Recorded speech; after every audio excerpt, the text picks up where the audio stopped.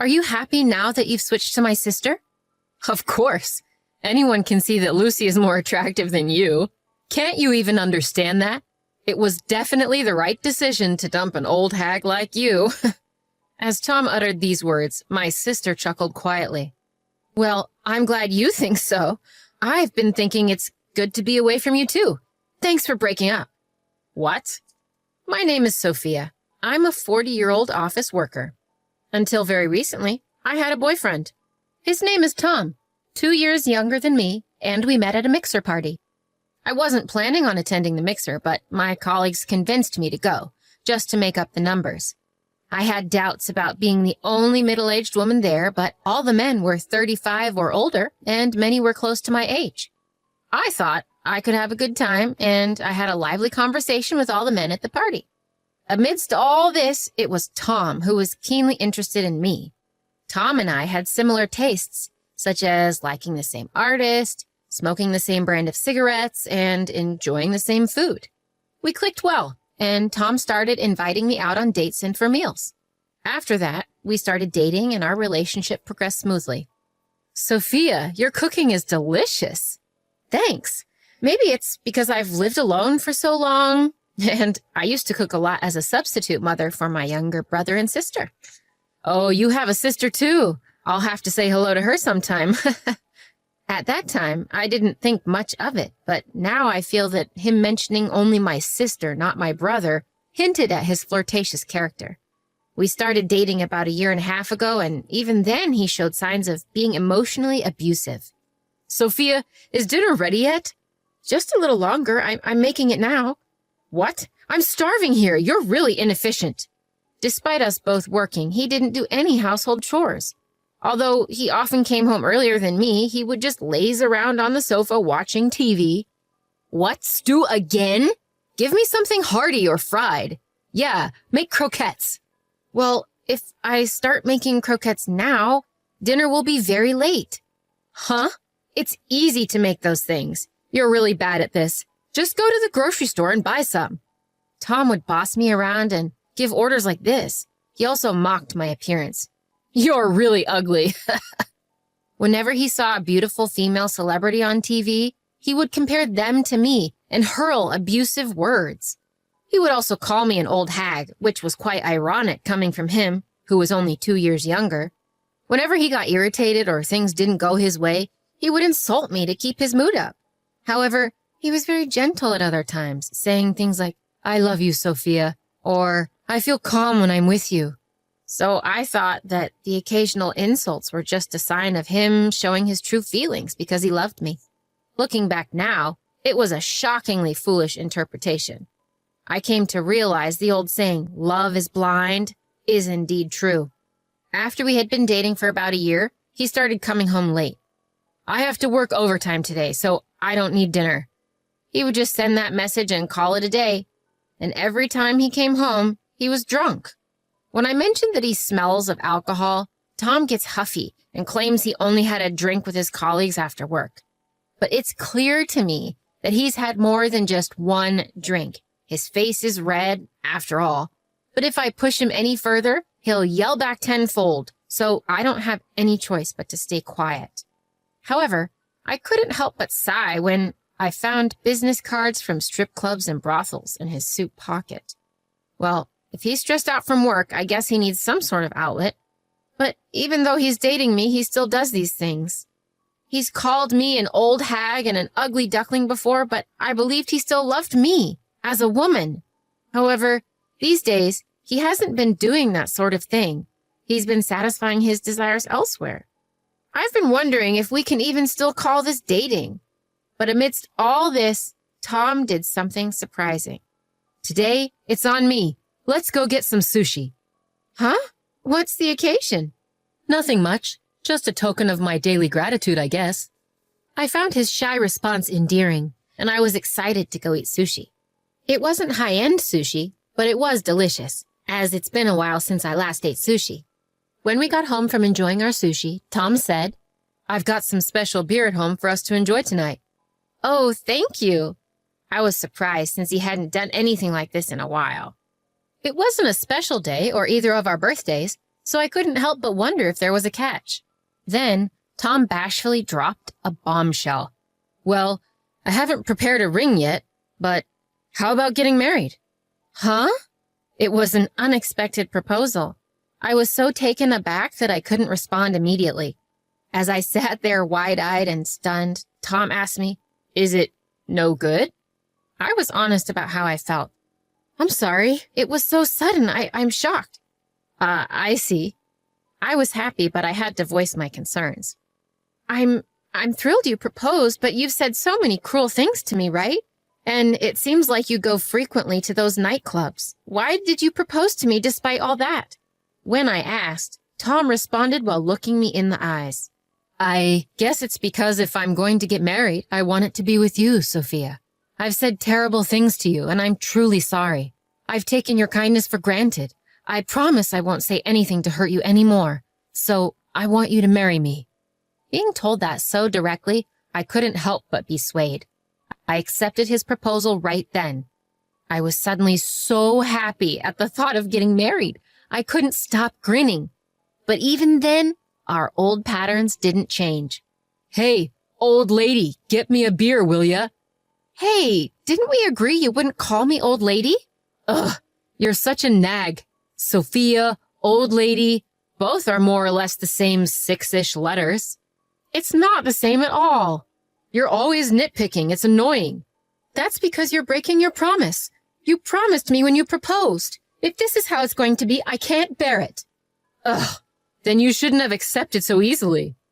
Saying that, Tom, irritated, took his beer and secluded himself in his room. Another day he shouted, "Don't get cocky, you old ugly hag. Any young woman is way better than an old hag like you." When he started talking like this, I too didn't hold back, replying, "If that's the case, why don't you find a young woman and move on? But you're settling for me because no young woman would look at you now that you're an old man, aren't you?" When I teased him like this, he would get furious, his face turning beet red. "Don't you have any sense of gratitude or awareness that you've been chosen? If that's how you want to choose, let's annul our marriage." "All right, let's call off the marriage." Saying so, Tom once again retreated to his room with a beer in hand. Looking back, he seemed to be drinking excessively around this time. Maybe his heavy drinking was what made him short-tempered and his words harsh. Still, the next morning he would apologize. "Sorry, it was my fault. I only have you, Sophia. Sorry for being such a lousy boyfriend, but I really want to marry you." When he said these sincere words, I, in the end, would always forgive him. A few months passed since he somewhat proposed, and finally we started preparing for the marriage. First up, meeting each other's parents. It was my first time meeting his parents, but they were very kind and approved of our marriage. Now it was his turn to meet my parents. "Ah, welcome, Tom." "Lucy, long time no see." My sister, who was living at home, greeted us.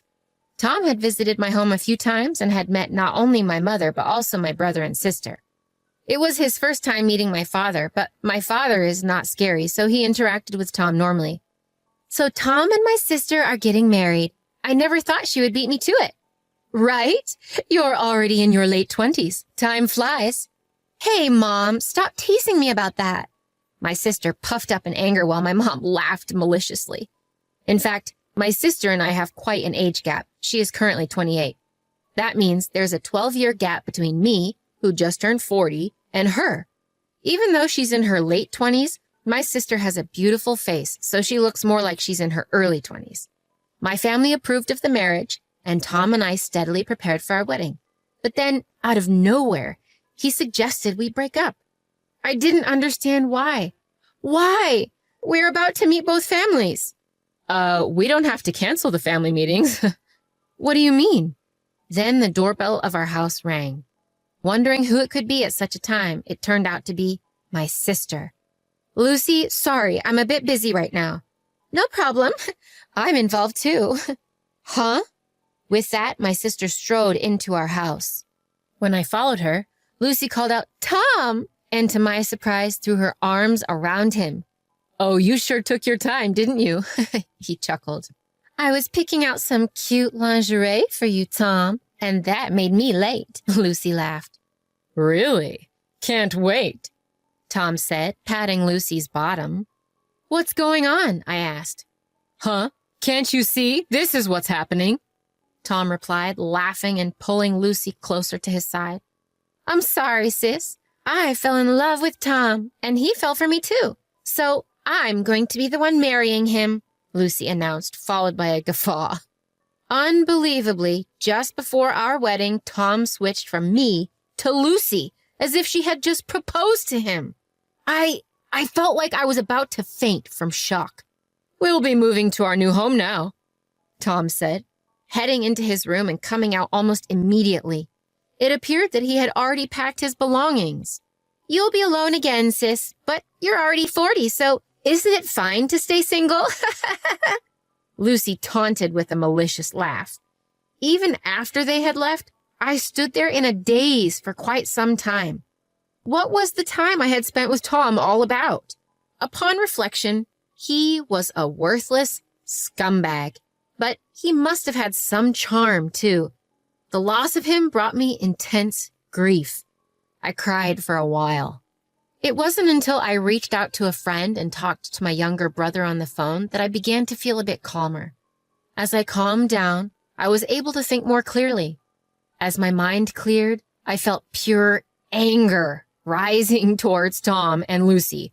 I wanted to pay them back, to make them regret Tom breaking up with me. With that in mind, I decided on a plan for revenge. When I told my brother about it, he agreed to help me. A few days later, the day came for the two families to meet. Apparently, Tom had not yet informed his parents, as they greeted me with, "Thank you for marrying Tom." My parents, too, seemed to be in the dark, greeting the other couple as Sophia's parents. Then, Lucy dropped the bombshell. Actually, I'm the one marrying Tom. Both sets of parents were thrown into confusion, questioning Tom and Lucy, then turning their questioning to me. Tom and I broke up recently. He seems to have taken up with Lucy, I said. While both sets of parents were angry, I calmed them down, saying I was no longer angry and that they should accept the marriage. The meeting ended on an awkward note. And soon after, Tom and Lucy announced they were getting married. They seemed grateful that I had smoothed things over and invited me to the wedding. I attended the wedding not as the bride, but as a guest. As the ceremony approached and the room began to fill, I headed to the room where Tom and Lucy were waiting. When I entered the room, they were happily chatting. The place where Lucy sat should have been mine, but I no longer felt any envy.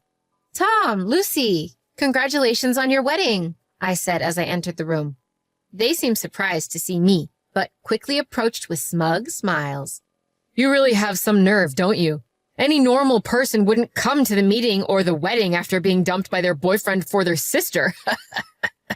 "You're definitely a bit off, aren't you?" Lucy added, grinning. I asked Tom with a gentle smile on my face, "Are you happy now that you've switched to my sister?" Then Tom burst into laughter and said, "Of course.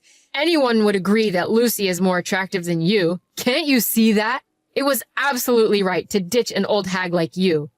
Hearing Tom's words, my sister Lucy giggled as well. "Good for you. I'm glad I'm free from you too. Thanks for breaking up with me." "What?" Tom seemed flustered, not expecting such a response from me. My proud sister, irritated by my composed statement, bit back. "Sophia, you must be envious. You're pretending to be strong, which is lame. You must be unbearably regretting that I took your boyfriend, right?" "Well, anyone who's happy about being cheated on is just a pervert and the minority. I was frustrated too, but when I thought about it calmly, I genuinely felt good about breaking up with such a terrible man." "What the hell is that supposed to mean?" "As you said, you've called me an old hag and have been overly dominating. If we were married, that would count as emotional abuse, and I could sue for damages, you know. Imagine how horrible a husband you'd become if you already acted this way while dating." My sister's face turned pale at my words. "Emotional abuse? Tom, is that true?" Tom hurriedly denied it. "Lucy, don't believe her. I'm a man who treats the woman I love with great care. That means I will take very good care of you." "Tom." Just when the two seemed to switch into lovey-dovey mode, I played a certain voice recording. Don't get cocky just because you're an old hag and ugly. Younger women are far better than old hags like you. I'm sorry I was wrong. There's only Sophia for me. I'm sorry for being such a lousy boyfriend, but I really want to marry Sophia. Lucy was stunned after hearing the recording. This is Tom's voice. These are some of the things he said while we were dating. He'd throw harsh words at me one day and ask for forgiveness with sweet words the next. This is his pattern. No way. It seemed that Tom hadn't anticipated I'd be prepared with such evidence, and he snapped at me in a state of panic. Hey, stop messing around, you old hag. You're just nasty. I'm glad I didn't marry you, ugly, old, and bad-tempered. What's the point of living? Just as Tom said this, the door of the green room banged open. In walked Tom's parents. Tom, that's enough. Stop embarrassing yourself in front of our relatives. What? What's going on? Your conversation has been broadcast throughout the entire house. Everyone heard. No way. Tom went pale all at once. No. Is this some kind of a joke? My words were... Every attendee heard it all today. I'm disappointed to hear you're such a pathetic man, Tom. I'm going to apologize to the guests right now. Get moving. Tom's father grabbed Tom by the scruff of the neck, and he was ushered out of the waiting room. Lucy collapsed onto her knees, looking completely stunned, and hung her head. Both Tom and Lucy had paid a heavy price this time. They found no sympathizers among relatives, colleagues, and friends, all of whom distanced themselves. Tom, who worked in a predominantly female environment, seemed to have been demoted due to the scandal.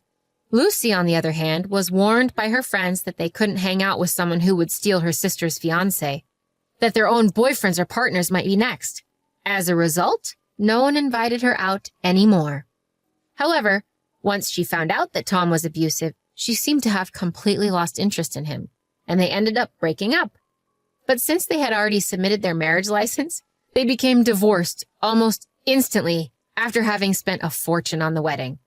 Lucy was cut off by her parents, brother, and me after the incident and is now reportedly forced to live a frugal life in a cheap apartment working as a freelancer. Now, the reason why our conversation was broadcast throughout the venue at the wedding was because of a favor from my brother. He owns a company that handles sound systems, not just for large-scale events and concerts, but also for most of the weddings in our area. The venue for Lucy and Tom's wedding was handled by my brother's company. So, he explained the situation to the staff beforehand and had them put a small pin microphone on me to broadcast our conversation to the venue. I didn't expect Tom to make such a spectacle of himself, but the plan was a complete success, and I had my revenge. Afterwards, I decided to throw myself into my work. I was promoted and was put in charge of a project where I ended up dating a man from a client company. He is the same age as me and is divorced, but it seems the reason was his wife's infidelity. He is very kind, doesn't change his attitude suddenly or make harsh remarks, and always speaks to me gently. We haven't talked about marriage yet, but I feel like I can be with him for a long time. But I'm not hung up on marriage anymore, so for now, I'm going to fully enjoy the time I spend with him.